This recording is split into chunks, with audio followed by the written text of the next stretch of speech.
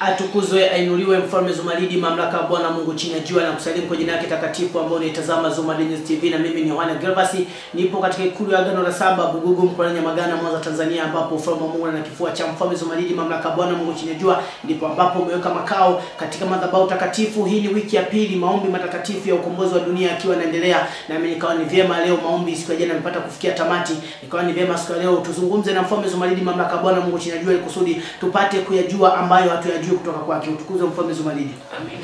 Mfalme Zumaridi, hii ni wiki ya pili ya maombi ya ukombozi wa dunia, takribani tunasema ndani ya mwezi mzima, kwa sababu wiki moja ni wiki ya tatu tangu maombi yameanza, lakini maombi ni wiki mbili imetumika.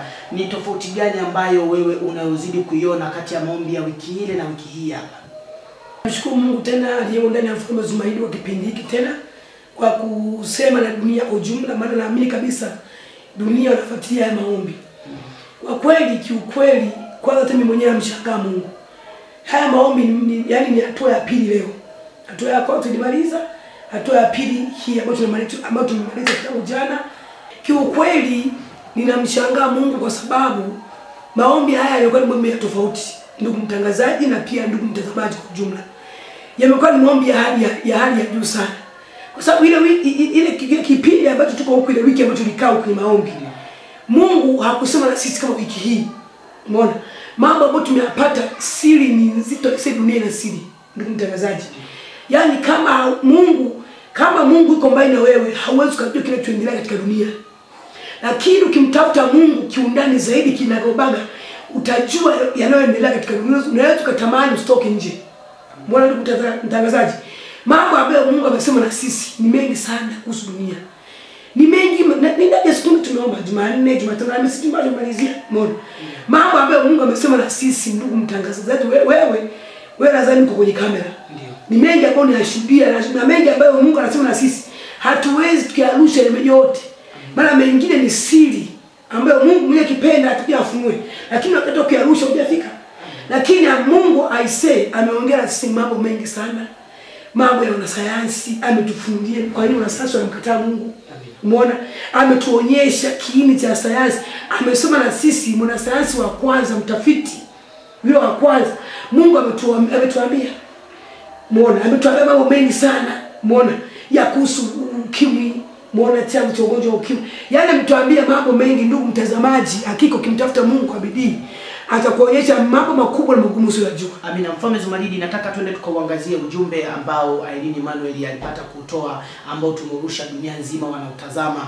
Ujumbe wake una pande mbili, lakini nataka tuanze na upande mmoja ambao binadamu wa kawaida anahisi kuona.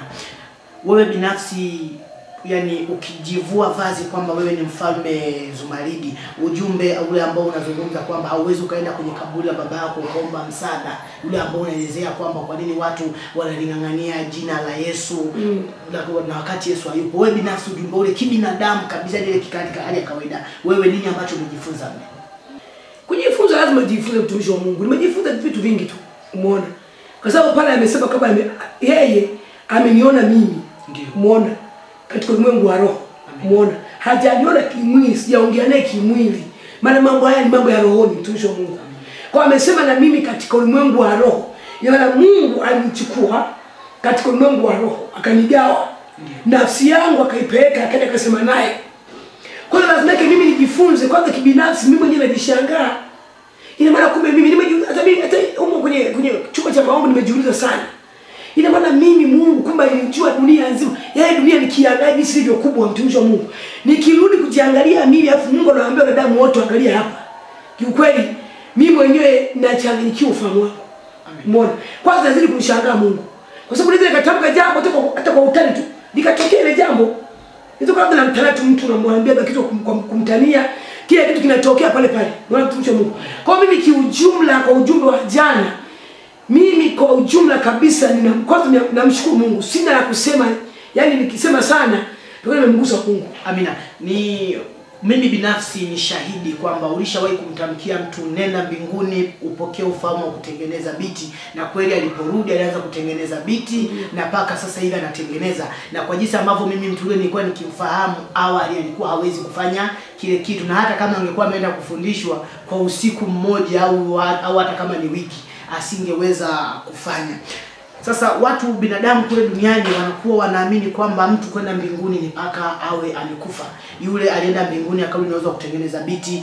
Irene Emmanuel ameenda mbinguni, amerudi na ujumbe mzito. Mtu anaendaje mbinguni wakati akiwa bado anaishi? Unajua mtumishi wa Mungu, mambo ya rohoni usipoyajua unaweza kupingana na Mungu baya sana. Usipoyajua mambo ya rohoni unaweza kupingana na Mungu kwa yaani Mungu kabisa live kutokea. Lakini unapingana naye kwa sababu wewe uko mwilini, Mungu yuko rohoni. Bwana mtumishi wa Baba, Mungu anawachukua katika ulimwengu wa roho yaani kulingana na neema waliyokutana nayo. Najua mtu ambaye uko nje neema hii haijakukuta. Ni vigumu sana kwenda mbinguni tena mbinguni. Huwezi. Hata wao wanashangaa, haki yao washangae. Sababu ni tukio moja gani? Umeona? Neema ya Mungu ikiwa iko yani iko mbali. Umeona? Iko mbali na mtu. Ni vigumu mwanadamu kwenda mbinguni, akaenda mbinguni kama kufa. Na mbingu unaweza sione kabisa, anaweza kwenda kushoto au kwenda kuzimu. Umeona? Nikiangazia hapa kwa mfano mchawi. Wachawi wengi sana kanisa wanakuja mtumishi wa Mungu. Lakini wanatuambia kama wanaenda kuzimu. Na duniani tunawaona na kuzimu kwenye vikao vyao wanakwenda. Unaona? Wanaenda kwenye vikao vyao kuzimu, anakuja na kusimulia. Mimi nilikuwa naenda kuzimu, nilikuwa nakula nyama za watu mpaka tutoto miaka 6. Tunaongea bibi alikuwa ananichukua anipeleka kuzimu. Ndio. Bibi alikuwa ananichukua anipeleka watu wapi? Na katoto kama miaka 6, kama miaka 5, kama miaka 12. Anakusimulia mambo ya kuzimu kunaanza kunishangaa. Kwa sababu ni mambo ya katika ulimwengu wa roho ya nguvu za giza. Sasa kama mchawi au shetani anaweza kumchukua mtoto wa miaka 3 au miaka 10 au miaka 6 au miaka mingapi akampeleka kuzimu. Huo ni uwezo wake shetani alionao. Alioshuka nao kutoka juu mbinguni Mungu akaulaani. Anamchukua mtu anampeleka kuzimu. Umeona kitu kama hicho? Au mtu anaweza kujiona kama unaota, kumbe ni kweli kuzimu. Unakuja unaweza kusimulia yuko utaondoka vile kumbe sio ndoto. Ni kweli uchukuliwa, ufanye maagizo umekuchukua umepeleka chini kuzimu. Umeenda kufungiwa maagano, umefanywa sherehe, umetoa na sadaka, agano lako la uchawi limeenda kuimarishwa kule kuzimu. Umeona? Na duniani pia tunakuona na tunakuona hili na sura yako na unatusemesha. Na tunasemesha na wewe. Kumbe katika ulimwengu wa roho mwenzetu haupo. Hapo tunasema na kasha. Wewe original uko kuzimu, umefunga maagano. Kwa hiyo kumbe shetani hiyo mbinu ndugu mtangazaji na ndugu mtazamaji, shetani ameitoa mbinguni. Maana mbingu chanzo cha shetani ni Mungu. Maana shetani hakujikuta yeye alijikuta ni Mungu. Mungu shetani ametoka wapi? Ametoka kwa Mungu. Umeona? Kwa hata anaposema kama mtu ameenda mbinguni labda amechukua ujumbe, ni kitu ambacho ni kweli kwa sababu ni mambo ya rohoni. Na watu haya mambo yalikuwa ni magumu kwa sababu hawajakutana na neema kama hiyo. Kwa nini usiseme na Mungu wakati wewe Mungu ni baba yako? Mungu ni mume wako. Mungu ndio mambo yote. Kwa hiyo watu wanashindwa kusema na Mungu kupeleka mbinguni kwa sababu neema hiyo haijawaijilia. Amina. Mfano Zumaridi, Mungu kaielekeza dunia kwamba ije kwako kupitia ujumbe ambao ameutoa Irene. Nini ambacho unaweza ukaiambia dunia, pengine neno la karibu la kuwakaribisha? Mimi kama mimi nawakaribisha. Nawakaribisha kabisa ni tena kwa roho nyeupe. Umeona? Kwa roho nyeupe safi, yule mchungaji wewe nani? Yule mtu yote maana Mungu amemtuma kwa dunia yote, kwa watu wote. Kwa hiyo siwezi nikabagua kama unaliwa baba uishewe nani, hapana. Siwezi nikabagua. Yaani watu wote ninawakaribisha. Yaani watu wote mpagani, asiyemjua Mungu, Muislamu, labda mchungaji, askofu na kila mtu. Ninawakaribisha watumishi wa Mungu, karibuni sana. Ili tusemezane, wewe mnaweza kama maswali ya kunihoji, labda ujumbe kwa wazidi ufahamu. Ukawa ni ujumbe mkubwa umepita fahamu zenu za kibinadamu. Pia mnakaribishwa kuja kunihoji. Tasema na mimi nitawaeleza kinagobaki ndani zaidi. Maana naamini Mungu alimo ndani yangu. Atawajibu. Sababu na mimi sikusomea. Mungu alinitokea akasema na mimi kwa habari ya dunia nzima. Hata mambo yote yanayotokea kanisani, maono tu yanayotokea pale kwenye maombi. Ni mambo ambayo ni mazito ndugu mtangazaji, kibinadamu kwanza huwezi kutunga. Yule binti aliona ujumbe ule hajashuka kusoma. Kaishia darasa la 6. Hata anasema kumaliza. Umeona kitu kama hicho. Kwa sababu ya ziki nyumbani. Umeona? Sasa hebu niambie, jinsi alivyoelezea ule ujumbe anaweza kupanga maneno hivyo. Kwa kipengele cha kutunga mimi siwezi kukubaliana na mtu kwa sababu nina miaka 3 kwenye neema yako. Kila maombi ni jumbe zinatoka kila siku tofauti. Ina maana kama ni mtungaji sasa sio amesoma shule gani? Shule gani hiyo? Kwa sababu ni vitu vya kujaza makaunta, sio kwamba wewe tumeomba ndani ya siku 4, lakini vitu ambavyo Mungu ametupa hata kanisa tuweze kuvisoma. Hatuwezi kusoma vyote. Ni vingi mno. Yaani hata kama sasa hivi niseme tu tuanze kuomba. Unaweza ukaja ujumbe, yaani ujumbe wa nusu counter. Nusu counter nikajaa kwa watu wote manabii walioko hapo. Sasa na nikisema kama ujumbe ambao tumemaliza hata kuomba, niwaambie jamani tuanze tena kuomba. Unakuja tena ujumbe mwingine. Sasa mwanadamu gani ana kichwa gani anaweza kupanga mambo tofauti? Maana kwenye maombi unakuja ujumbe tofauti. Akitukiingia tena unakuja ujumbe tofauti jamani. Hakuna mwanadamu hata kama umesoma PhD ya kiasi gani. Wewe kwanza unasoma PhD unaangalia. Unakuwa umenani sehemu. Umeandika sehemu, unakuwa nukuu sehemu ndio unasoma. Ujumbe uliotoka tusipofuatilia hakika ipo siku tutajuta. Tutamtafuta Zumaridi atakuwa na watu wengi, hatuwezi kumuona.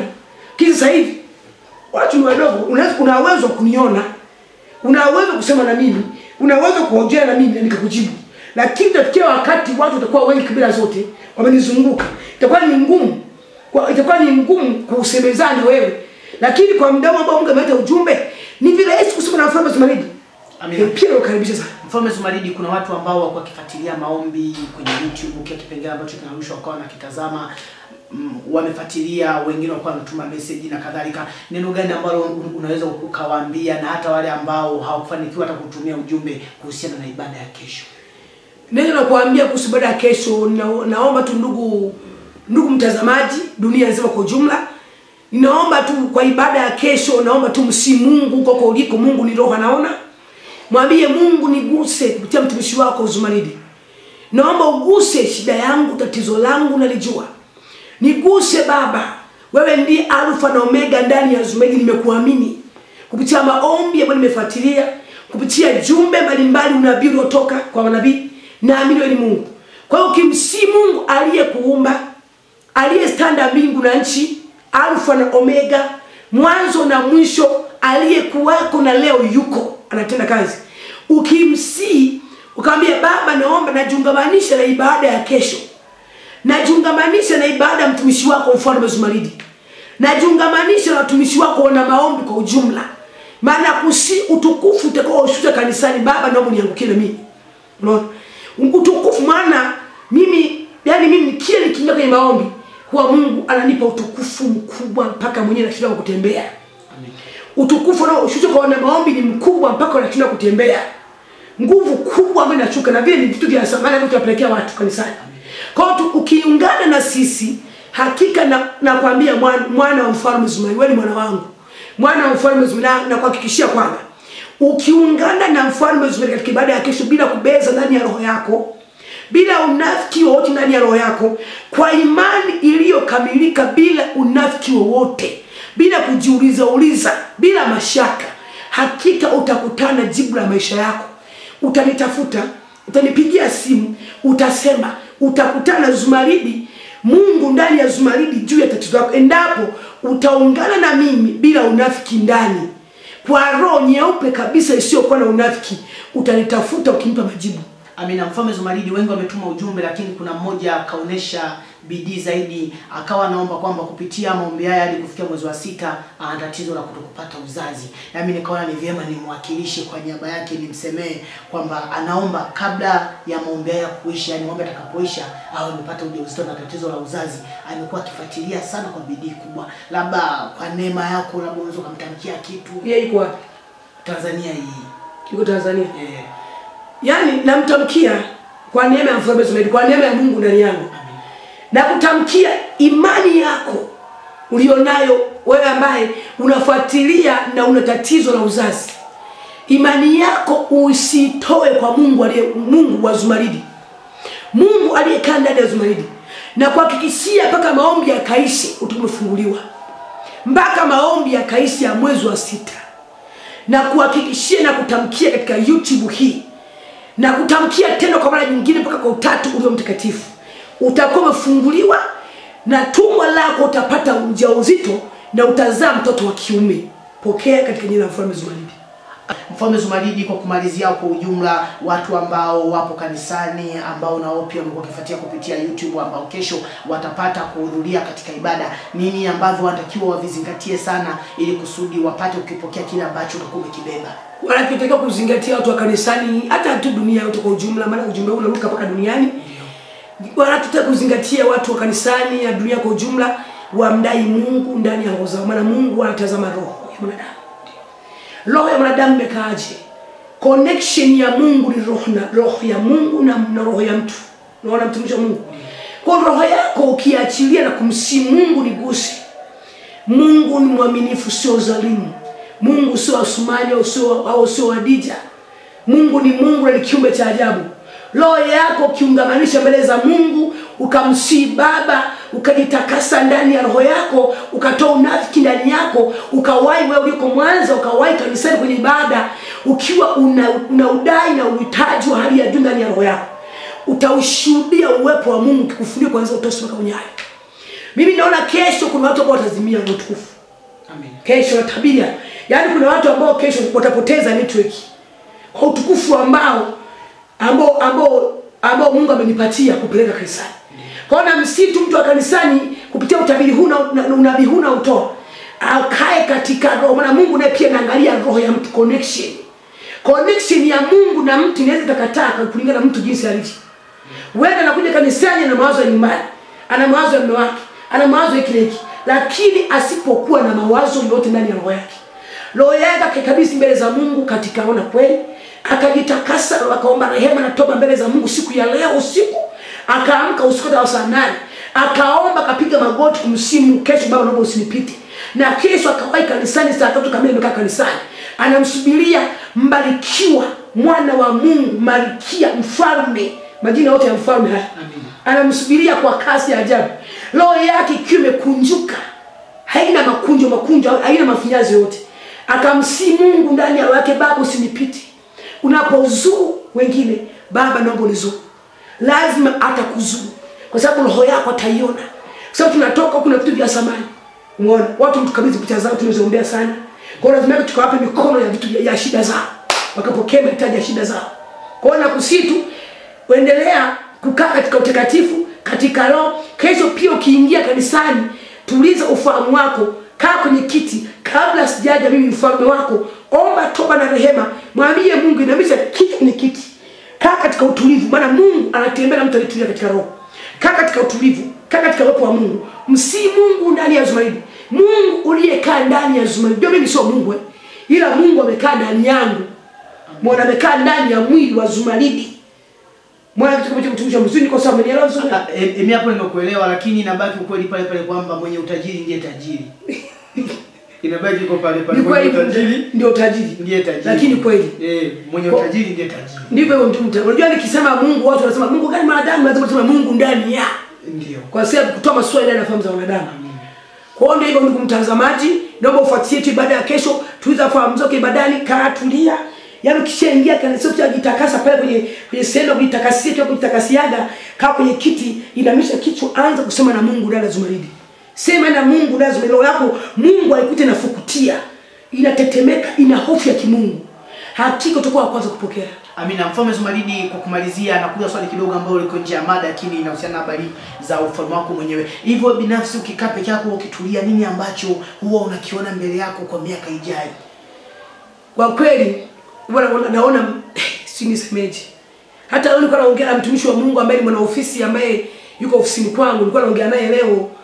Nilikuwa namwambia mimi itakuwaje huko jamani, huko mbele? Hivi itakuwaje mbeleni kwa vitu ambavyo Mungu anavyonionyesha? Hivi nitaishi hata maisha gani hapa duniani?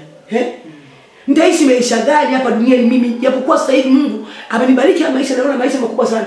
Lakini kwa mbele ninavyoona unaona yeye sio maisha. Kwa mbele napo yani sijui. Huwa nakaa kutathmini na jiogopa, nasema kiasi itapitia. Sitakuwa na kanyaga chini natembea. Sitabebwa na watu, sitatembea kwenye helikopta. Sitatembeleaje? Kwa kweli maono yangu ya mbele ni makubwa sana. Ni makubwa sana ndugu mtazamaji, ni makubwa sana mwanangu. Na mimi mwenyewe najishangaa, huwa namwangalia mama yangu, namwangaliaga mama yangu mzazi. Na mama, ndugu nizani nimetoka tumbo lako mimi ambaye unaitwa mfalme wa dunia. Wewe unamwangalia mpaka namwambia, mama ananiambia mwanangu, nitaka kutoa mwanangu, nisamee tu mwanangu. Nitaka kutoa lakini mimi kagoma kutoka. Umeona kitu kama hicho? Kwa hiyo ndugu mtazamaji, huwa nikikaa mimi mwenyewe nikifikiri, huwa najishangaa, huwa nikipiga picha ya mbele nikifuma watu kidogo naiona ile picha. Ni picha ambayo haijawahi tokea duniani. Iwe ni kwa nani, iwe ni kwa haitipotaja. Lakini haijawahi tokea wapi duniani, tena kwa mwanadamu ambaye ni Mwafrika mweusi, Msukuma wa Ngero mrembo na Marato. Amina, wewe ambaye unatazama Zumaridi News TV, Mfalme Zumaridi, mamlaka Bwana Mungu chini ya jua.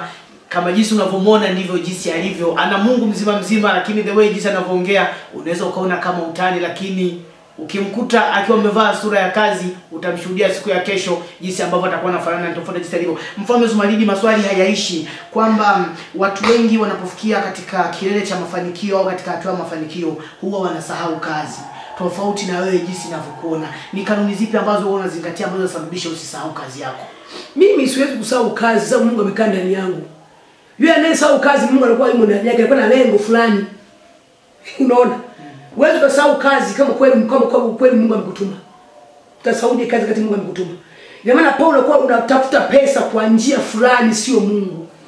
Kwa mafanikio yakishafika unaanza kusahau hata kuhudumia watu. Unaona? Mimi siwezi nikasahau kazi hata siku moja kwa sababu Mungu amekaa ndani yangu. Na nimetumwa na Mungu kabisa kutoka paradiso. Amekaa ndani yangu. Kibinadamu tu hata nyumba yangu hii nisingekaa na watu kama 40. Kibinadamu naishi na watu 40 ndugu mtazamaji. Naishi na watu 40 kijumlisha na wanafunzi kutoka mashuleni ambao hata wengine sasa sio watoto wangu, ni watu ambao nawalea wanakaa hapa, nikijumlisha karibia 50. Na nyumba hii nakaa na watu karibu 50, wanakula asubuhi, wanakula mchana, wanakula usiku. Kibinadamu kitu ambacho hakiwezekani. Lakini kwa sababu ni Mungu inawezekana. Hasa ukichunguza sasa kule kwingine kule kichunguzi utajua kama ni Mungu au vipi. Utakuta yuko yeye, mke wake au sikio na watoto basi. Na mtu mwingine kanisani anaweza karuhusiwa kwenda pale kwenye ule mji. Umeona? Na alafu unapopata mafanikio kuna kiburi fulani. Unajua mimi ninavyoongea ni sifu nafikiri sio mfalme. Ndio. Unatakiwa usijulikane kwa watu. Mungu apendi. Unaona? Kwa mimi kwa ujumla ndugu mtazamaji na ndugu mtangazaji, nina Mungu mzima ndani yangu. Ndio maana sibagui, sichagui. Hata mtu huyu aje kilema, nitakuwa naye sali moja, nitamhudumia. Kama na shida nitatoa mfukoni, nitampa nenda kale kalipe kodi ya nyumba. Unaona? Niko tofauti, ni hata wanadamu wakinikuta tumekaa hivi, huyu ndio mfano. Yaani hawezi wakaamini. Paka labda nisimame madhabahuni Mungu akae ndani yangu ajaye. Ndipo naanza kuogopa tu jamaa wanaogopa. Lakini kwa kitu nimetulia hivi, wala mtu kwanza mtu hatawezi kujua. Anaweza tu mtakuta nimekaa na asikie kama mimi ndio mfalme. Anaweza mfalme ndio yuko hapo hapa. Leo nashuka kama mfalme. Kwa jinsi nilivyo. Na Mungu ndivyo anapenda hivyo. Mungu hapendi majivuno. Kwa hiyo usahau. Kama kweli Mungu amekutuma, kwa nini usahau? Kwa nini upate mafanikio ulewe na dunia? Wakati wewe safari yako ni ya mbinguni. Na wale watu wanaongoza kupeleka mbinguni. Sasa dunia ikukamata ikakuleje wewe au unaongoza utenda mbinguni? Wewe ambao unaitazama Zumaridi News TV, Mfalme Zumaridi, mamlaka Bwana Mungu chini ya jua, Simba kabila la Msukuma, ametueleza mawili matatu nini ambavyo huwa anajishangaa binafsi na mengineo mengi. Mimi ni Yohana Gregas, nikushukuru sana kuitazama Zumaridi News TV. Nikusihi tu siku ya kesho uweze kuwa pamoja na sisi kusudi tupate kukiona kila ambacho kitakuwa kikijiri katika madhabahu takatifu ya Mfalme Zumaridi, mamlaka Bwana Mungu chini ya jua. Nguvu kubwa ya ajabu ambayo isiyoelezeka tunatarajia kuiona kutoka kwa Mfalme Zumaridi, mamlaka Bwana Mungu chini ya jua. Ubarikiwe na Mungu chini ya jua. Bye bye.